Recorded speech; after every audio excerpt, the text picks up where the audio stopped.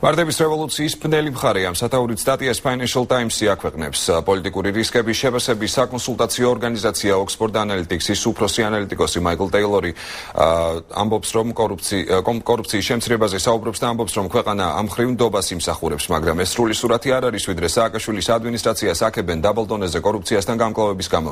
ოპონენტები მას ავტოკრატიულ გადახრებსა და კორუფციის მაღალ დონეზე შენარჩუნებაში ადანაშაულებენ. წერს გამოცემა. მაიკლ ტეილორი ივანიშვილის პოლიტიკაში მოსვლასა და ოპოზიციის წარმომადგენელზე დაკისრებულ ჯარიმებზე ამახვილებს ყურადღებას.